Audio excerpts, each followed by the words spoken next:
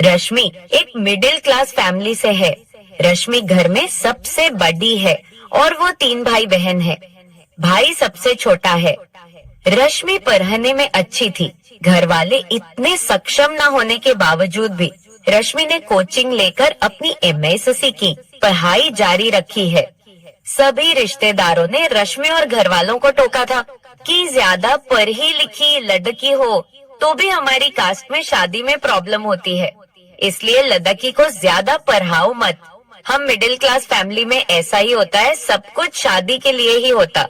हर लड़की की तरह रश्मि की भी यही ख्वाहिश है कि उसे ऐसा पति मिले जो उसे समझे।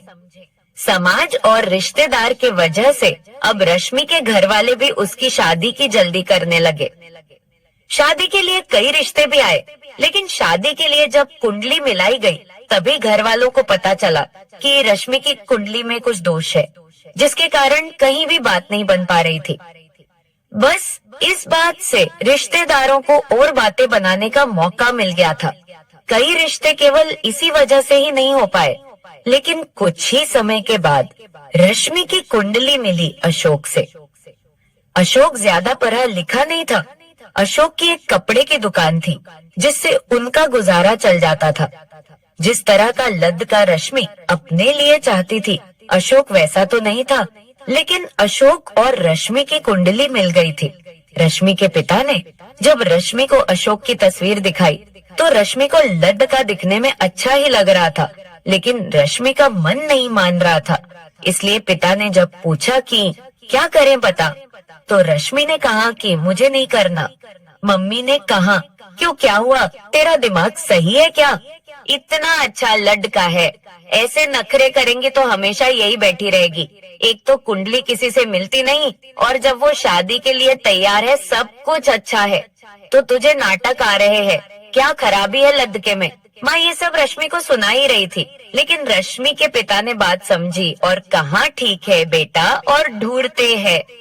जब अशोक के घर वालों की तरफ से फोन आया ये पूछने के लिए कि हम आ जाए घर और परिवार देखने, तो रश्मि के घर वालों ने कहा हम आपको बता देंगे। इस बात से वो भी समझ गए थे कि उनकी तरफ से हाँ नहीं है, इसलिए उन्होंने फिर दूसरी बार फोन नहीं लगाया। उस ना के बाद रश्मि के लिए फिर से रिश्तों की तलाश शुरू हो गई। माँ थोड़ी नाराज थी क्योंकि उन्हें लगता था कि रश्मि को उस लड़के के लिए मना नहीं करना था। करीब 6 महीने तक खोज के बाद भी रश्मि के लिए कोई भी रिश्ता नहीं मिला। अब पिता के चेहरे पर भी परेशानी थोड़ी ज्यादा दिखने लगी थी और यह बात रश्मि को साफ दिखाई दे रही थी।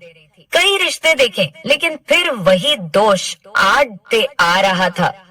मम्मी इस दौरान रश्मि ताने मार ही रही थी। आखिर एक दिन रश्मि की माँ ने ये कहा कि अब भी हम लोग अशोक से बात करके देखते हैं, शायद तुम दोनों की जोड़ी ही बनना तय हुआ हो। अगर तू हाँ कहे तो। मम्मी के ताने और पापा की परेशानी को देखते हुए रश्मि ने इस बार हाँ कह दिया। माँ के कहने पर पिता ने अशोक के पिता को फोन किया। पता चला वो भी अभी तक तलाश में ही थे। कुछ बातें हुई, थोड़े बहाने बनाए गए इतने दिनों तक बात ना करने के लिए, और संडे को मिलना तय हुआ रश्मि के घर पर। अशोक अपनी फैमिली के साथ आया। दोनों परिवार की मजबूरी समझो या नसीब, आखिरकार दोनों की शादी पक्की हो गई। रश्मि ने भी सोचा क्या पता शायद वो ही उनके बारे में गलत सोचती होंगी, वो मुझे समझेंगे और जो मैं चाहती हो वो करने दे। दोनों परिवार वालों को जल्दी थी, इसलिए शादी जल्दी में ही हो गई। लेकिन रश्मि ने एक बात नोटिस की, अशोक ने उससे अभी तक कुछ बात भी नहीं की। जब देखने आए तब भी नहीं की, और ना ही रिश्ता पक्का होने के बाद ना ही फोन पर बातें की। इसलिए अब सीधा उनकी बातें सुहागरात पर होना थी। वो घड्डी भी आ गई। यह थोड़ा बहुत अजीब था कि वो न सिर्फ पहली बार अपने पति को देखने वाली थी, बल्कि उससे बात भी करने वाली थी। लेकिन उसने सोचा कि इस बात का भी एक अलग ही रोमांच है। रश्मि ने फेरों के साथ ही अशोक को अपना लिया था। अब सेज पर उनका इंतजार कर रही थी। धड़कने तेज थी। जिनको अपना मान लिया है उनकी शक्ल भी अच्छे से नहीं देखी है। फिर अशोक कमरे में आया, दरवाजा बंद किया और बिस्तर पर आकर रश्मि के पास बैठ गया। और सबसे पहली बात जो अशोक ने पूछी वो थी, मुझे पता चला था कि तुम मुझसे शादी नहीं करना चाहती थी क्योंकि मैं पढ़ा लिखा नहीं हूँ। उसकी आवाज में थोड़ा गुस्सा था। फिर वो बोला, देख अब तुझे ये अनपढ़ के पास ही आना पड़ा। नारश्मि को यकीन नहीं हुआ कि वो उनके मुंह से पहली बातें ये सुनेगी। उसने बोला, किसने बोला आपको? ऐसा कुछ नहीं है, ऐसा कुछ होता तो मैं शादी ही नहीं करती। अशोक और गुस्सा हो गया। अरे चुप कर, वो तो तेरी शादी हो नहीं रही थी, इसलिए तू मेरे पास आई है। तुझे पता है मैंने क्यों की? तुझे सबक सिखाने के लिए। अब देखना तुझे कैसे मैं एक नौकरानी बनाकर इस घर में रखूंगा। एक पढ़ी लिखी नौकरानी, और सुहागरात तो दूर की बात में तुझे छूंगा भी नहीं। किसी भी लड़की के लिए पहली रात अपने पति से सुनना बहुत ज्यादा परेशान करने वाली बात होगी, और रश्मि को इस बात ने बहुत परेशान किया। 1 मिनट में उसे लगा कि क्या उसने कोई गलती कर दी।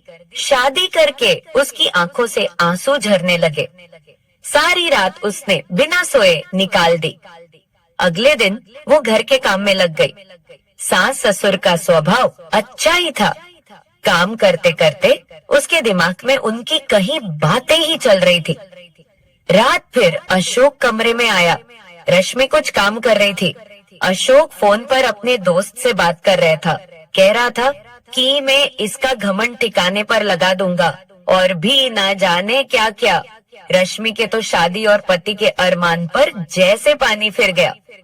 रश्मि का जी तो चाहा कि वो अभी घर चली जाए, लेकिन फिर उसे अपने घर वालों की परेशानी का ख्याल आया। फिर कुछ देर चुप रहने के बाद उसने सोचा, वो जो चाहे करे, उन्हें करने देती हूँ, लेकिन मैं अपना काम करती हूँ। तब से वो सिर्फ अपना काम करने लगी, क्यों कि उसके पास कुछ और चारा भी नहीं था। कहीं ना कहीं वो ये समझ गई थी कि अशोक उसे दुखी करना चाहता है। अगर वो उसका उल्टा करेंगी तो ऐसा दिखाएगी कि उनकी इन बातों से उसे कुछ फर्क नहीं, पूरा रहा, तो शायद अशोक का ये खेल बंद हो जाए। आखिर पढ़ा लिखा होने से कुछ तो फर्क पड़ी जाता है। रश्मि ने जीवन की इस सबसे बड़ी चुनौती को भी स्वीकार किया। उसने घुटने नहीं टेके। उसने सोचा कि रोना नहीं है, बातों को ठीक करना है। जब तक उसके हाथ में, उसने यही किया। वो बेवजह खुश रहने लगी। अपनी सास ससुर को अच्छे से बना के खिलाने के साथ उनके साथ मंदिर, मार्केट जाने लगी। चेहरे पर कोई परेशानी नहीं। अशोक ये सब देख रहा था। वो भी अपनी कोशिशों में लगा था। करीब 20 दिन बाद ही उसके चेहरे का रंग उड़ने लगा। उसे लगा कि रश्मि को तो कुछ फर्क नहीं पड़ रहा है, तो वो इसी बात से दुखी होने लगा। इस दौरान उसके दोस्तों से बातें शेयर करना जारी था। रश्मि का ये प्लान काम किया। अशोक के सब्र का बांध टूट गया।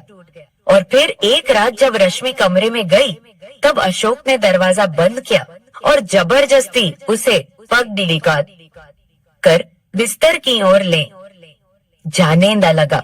लेकिन इस बार उसे रश्मि का वो रूप दिखाई दिया जो उसने सोचा भी नहीं होगा। रश्मि ने अपना हाथ जोर से झटका मार के छुड़ाया। कहाँ की? क्या कर रहे हो आप? अशोक जैसे घबरा सा गया। उस दिन सुहागरात पर आप कह रहे थे कि आप मुझे छुओगे भी नहीं, तो लगता है आज आपके उन आवारा दोस्त ने फिर आपको कुछ सिखाया है, जो आप मेरे साथ जबरदस्ती ये हरकत कर रहे हैं। अशोक बोला, मैं तुम्हारा पति हूँ। रश्मि ने कहा कि हाँ, आप पति है और मुझसे प्यार कर सकते हैं, लेकिन ये प्यार नहीं है, ये कुछ और है। मैं तो आपके लिए ही आई थी, सब कुछ छोड़कर आपके घर आपके साथ रहने, लेकिन आपने आते ही मुझे नौकरानी बना दिया। सबक सिखाने की बात करने लगे। अब आप मुझे तब तक नहीं छू सकते जब तक मैं नहीं चाहती, और जब तक मुझे नहीं लगता कि आप मुझसे सच में प्यार करते हैं। उसी पल से रश्मि ने अशोक की आंखों में बदलाव देख लिया था। उसे पता था कि अशोक का गुस्सा उस गलतफहमी की वजह से है कि उस ना की वजह से, लेकिन उस बात से आगे बढ़ना होगा। अशोक बुरा इंसान नहीं था। उस रात के बाद वो रश्मि से नजरें भी नहीं मिला पा रहा था। चुपचाप रहने लगा था। समय बीतता गया। शादी को 5 महीने हो गए थे। रश्मि सी अब अशोक को परख रही थी और इस दौरान उसे समझ आ गया था कि अशोक कैसा है। कि घर में रहकर अपने ही पति के साथ ऐसा रहना अब उसे भी चुभने लगा। एक रात उसने कह ही दिया, छोड़ दो सब पुरानी बातें, चलो ना एक नई शुरुआत करते हैं। मुझसे जो गलती हुई आप माफ कर दो। अशोक चुप रहा, कुछ नहीं बोला। आखिर रश्मि ने इतने दिनों तक उसे दूर रखा।